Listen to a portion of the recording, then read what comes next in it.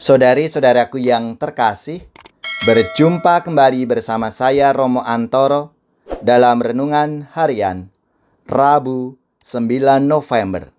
Hari ini kita bersama seluruh gereja Katolik, Pesta Pemberkatan Gereja Basilika Lateran. Semoga kita bersama keluarga dan komunitas kita selalu dalam keadaan baik, sehat, dan tetap bersemangat. Hari ini kita bersama-sama akan merenungkan Injil Suci menurut Yohanes bab 2 ayat 13 sampai 22. Marilah kita mengawali renungan kita dengan tanda kemenangan Kristus. Dalam nama Bapa dan Putra dan Roh Kudus. Amin.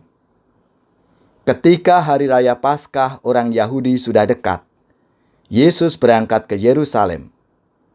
Dalam bait suci didapatinya pedagang-pedagang lembu, kambing domba dan merpati, dan penukar-penukar uang duduk di situ. Ia membuat cambuk dari tali, lalu mengusir mereka semua dari bait suci, dengan semua kambing domba dan lembu mereka. Uang penukar-penukar dihamburkannya ke tanah, dan meja-meja mereka dibalikkannya.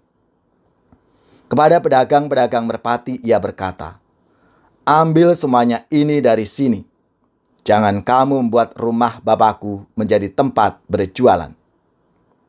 Maka teringatlah murid-muridnya bahwa ada tertulis, "Cinta untuk rumahmu menghanguskan aku." Orang-orang Yahudi menantang Yesus, katanya, "Tanda apakah dapat engkau tunjukkan kepada kami bahwa engkau berhak bertindak demikian?" Jawab Yesus kepada mereka, "Rombak bait Allah ini, dan dalam 3 hari aku akan mendirikannya kembali." Lalu kata orang Yahudi kepadanya, 46 tahun orang mendirikan bait Allah ini, dan engkau dapat membangunnya dalam 3 hari.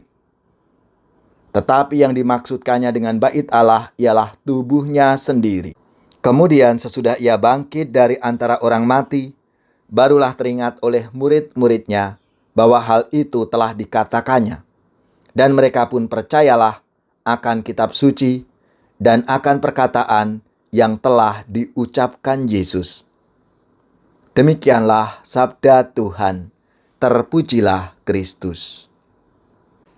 Saudari-saudaraku yang terkasih, hari ini Gereja Universal merayakan Pesta Pemberkatan Gereja Basilik Lateran. Basilik ini didirikan oleh Kaisar Konstantinus Agung, putra Santa Helena, pada tahun 324. Dalam sejarah gereja, basilik ini merupakan basilik agung yang pertama yang melambangkan kemerdekaan dan perdamaian di dalam gereja.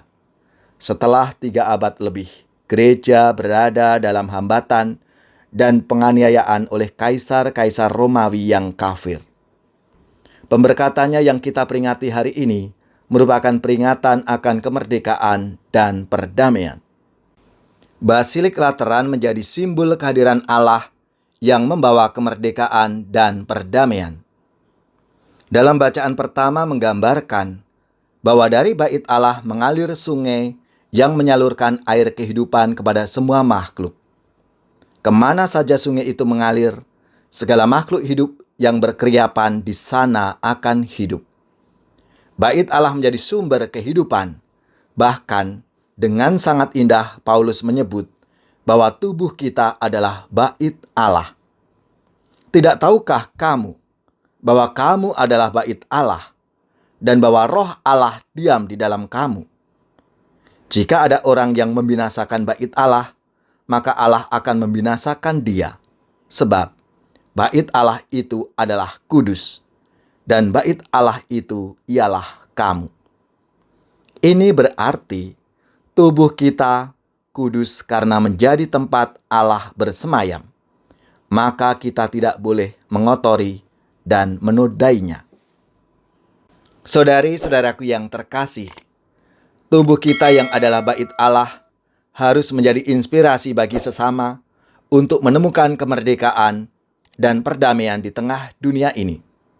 Maka tepatlah tindakan Yesus yang mengusir para pedagang dari bait Allah. Yesus tidak menghendaki kita mengotori bait Allah dengan kepentingan pribadi yang cenderung membawa pada kebinasaan. Bait Allah harus mengalirkan kehidupan. Bait Allah harus menjadi sumber kemerdekaan dan perdamaian umat manusia. Siapakah bait Allah itu? Dialah Yesus. Tetapi yang dimaksudkannya dengan bait Allah adalah tubuhnya sendiri. Ya Tuhan, semoga kami menjaga kesucian tubuh kami yang adalah bait-Mu. Kuduskan tempat ini untuk kami berdoa.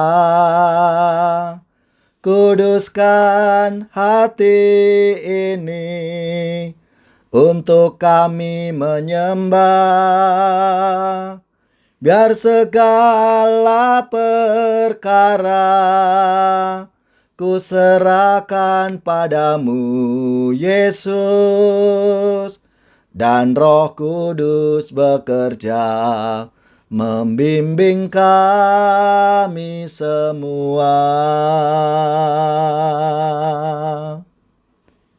Semoga saudari-saudara sekalian, keluarga dan komunitas kita, orang-orang yang kita doakan, mereka yang sakit, yang menderita, seluruh tugas, belajar, pekerjaan, usaha serta karya pelayanan kita, dibimbing, dilindungi dan diberkati oleh Allah yang Maha Kuasa, Bapa dan Putra dan Roh Kudus. Amin.